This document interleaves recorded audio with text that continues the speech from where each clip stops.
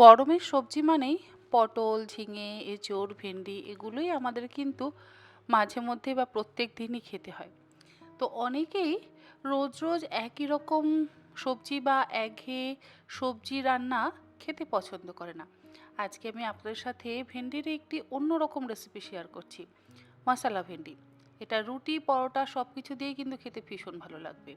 500 গ্রাম ঢ্যাঁড়সের জন্য বা ভেন্ডির জন্য গ্রাইন্ডিং জারের মধ্যে নিচ্ছি 1/4 কাপ পরিমাণে রোস্টেড চিনেবাদাম, তার সাথে 1 টেবিল চামচ পরিমাণে সাদা তিল, 2 চা চামচ পরিমাণে ধনে গুঁড়ো, 3 চা চামচ পরিমাণে কাশ্মীরি লঙ্কার গুঁড়ো, আর দিলাম স্বাদ অনুসারে লবণ, 1/4 চা চামচ পরিমাণে হলুদ গুঁড়ো, তার সাথে 1/4 চা চামচ পরিমাণে হিং। এই সমস্ত কিছু আমি একসাথে গ্রাইন্ড করে নেব। রোস্টেড চিনেবাদামটাকেই একটু গ্রাইন্ড করতে হবে, যেটা একটু দানা দানা থাকবে, একদম মিহি গুঁড়ো কিন্তু করব না।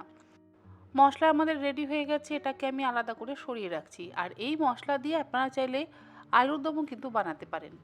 কড়াইতে দিয়ে দিলাম 4 টেবিল চামচ পরিমাণে সর্ষের তেল। ভেন্ডি রান্না করতে গেলে তেলের পরিমাণটা একটু বেশি ব্যবহার করলে ভালো হয়। তেল গরম হয়ে গেলে ফোড়ন দিয়ে দিচ্ছি 1/2 চা চামচ পরিমাণে গোটা জিরে, তার সাথে একটা মিডিয়াম সাইজে স্লাইস করে কুচিয়ে নেওয়া পেঁয়াজ। সম্পূর্ণ নিরামিষ রেসিপি কিন্তু নয়, একটু পেঁয়াজ রসুনের ব্যবহার করব, তবে আপনারা যদি পেঁয়াজ রসুনের ব্যবহার করতে না চান, নাও করতে পারেন। পেঁয়াজটা দিয়ে হালকা করে ভেজে নেব। যদি পেঁয়াজ রসুন ব্যবহার না করেন, অবশ্যই স্বাদের কিন্তু পরিবর্তন হয়ে যাবে, একটু স্বাদ কমে যাবে। 5 কোয়া রসুন আমি থেতো করে নিয়ে এর মধ্যে দিয়ে দিলাম। এবারে পেঁয়াজ আর রসুনটাকে লো টু মিডিয়াম ফ্লেমে 2 মিনিট হালকা করে ভেজে নিচ্ছি। পেঁয়াজ আর রসুনের কাঁচা গন্ধ চলে যাওয়ার পর এর মধ্যে আমি দিয়ে দিলাম কেটে রাখা ভেন্ডি। ভেন্ডিটা কিন্তু আমি এখানে খুব বেশি বড় সাইজের টুকরো করে কাটিনি, মোটামুটি আঙুলের অর্ধেক করে আমি কেটে নিয়েছি। আর 500 গ্রাম ভেন্ডি কিন্তু ব্যবহার করেছি। ভেন্ডিটা এবারে একসাথে ভালো করে ভেজে নিচ্ছি। অল্প একটু লবণ দিয়ে ভালো করে মিশিয়ে নিয়ে ঢাকা দিয়ে লো ফ্লেমে আমি ভেন্ডিটাকে সেদ্ধ করে নেব। ভেন্ডি রান্না করতে গেলে কিন্তু কখনোই জলের ব্যবহার করা যাবে না। লবণটা দিয়ে ভালো করে মিশিয়ে নিয়ে ঢাকা দিয়ে আমি লো ফ্লেমে মিনিট 3 রেখে দিচ্ছি।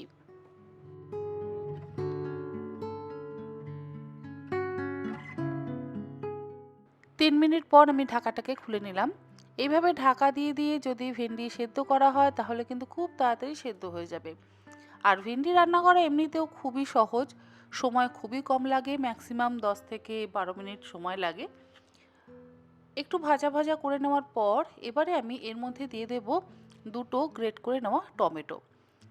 টমেটোটা দিলে বেশ সুন্দর একটু গ্রেভি গ্রেভি ভাব হবে, খেতে ভালো লাগবে আর টক টক ভাব হবে। তবে যদি কেউ টমেটো দিতে পছন্দ না করেন বা টমেটো খেতে কারোর আপত্তি থাকে, তাহলে তারা টমেটোটাকে অ্যাভয়েড করবেন। টমেটোটা দিয়ে লো টু মিডিয়াম ফ্লেমে একবার মিশিয়ে নিচ্ছি। এরপরে আমাদের আগে থেকে তৈরি করে রাখা মশলাটা দিয়ে দিচ্ছি। সম্পূর্ণ মশলাটাই কিন্তু এই রান্নাতে আমি ব্যবহার করব।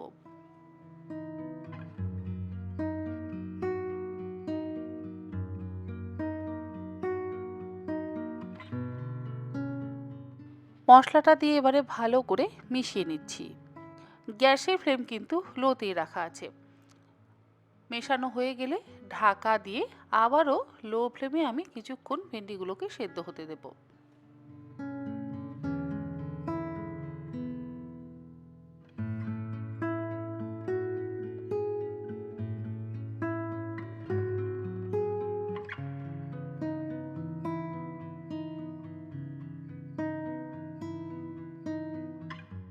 তিনেক ঢাকা দিয়ে রান্না করবার পর এবারে ঢাকাটাকে খুলে নিয়ে একটু ভাজা ভাজা করে নিচ্ছি, যাতে কোনো রকম কাঁচা গন্ধ এর মধ্যে না থাকে। অলমোস্ট আমাদের মশলা ভেন্ডি কিন্তু হয়েই গেছে, তবে আমি আরেকটু একটু মশলাটাকে ভাজা ভাজা করে নিলাম। আর এর মধ্যে আমি দেব সামান্য পরিমাণে একটু চিনি আর ওই 4-5টা চেরা কাঁচা লঙ্কা।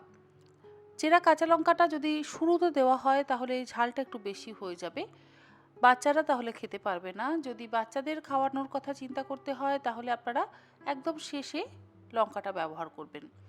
আমি একটু বেশি পরিমাণে লঙ্কা দিয়েছি, আর দিলাম খুব সামান্য পরিমাণে একটু চিনি টেস্টটাকে ব্যালেন্স করবার জন্য, এবং কুচিয়ে নেওয়া ধনেপাতা। সমস্ত কিছু দিয়ে ভালো করে মিশিয়ে নিয়ে গ্যাসের ফ্লেমটাকে বন্ধ করে দিয়ে ঢাকা দিয়ে 2-3 মিনিট স্ট্যান্ডিং টাইমে রেখে তারপর এটাকে সার্ভ করছি। রুটি, পরোটা এমনকি লুচির সাথেও খেতে অসম্ভব ভালো লাগে। সাদা ভাতের সাথেও আপনারা চাইলে অবশ্যই খেতে পারেন। রাত্রে রুটি খাওয়ার তরকারির জন্য আপনারা অবশ্যই এইভাবে মশলা ভেন্ডি বানিয়ে নিতে পারেন। আশা করি আজকের এই রেসিপিটা আপনাদের ভালো লাগলো। ভালো লাগলে আপনারা এরকমভাবে একবার অন্তত বাড়িতে বানিয়ে খেয়ে দেখবেন। আপনাদের সকলেরই ভালো লাগবে। এরকম আরও অনেক নিত্য নতুন রেসিপি নিয়ে আমি তন্নিশিকা হাজির হয়ে যাব আবারও তন্নির পাকশালাতে। আপনারা সকলে ভালো থাকবেন, সুস্থ থাকবেন। ধন্যবাদ।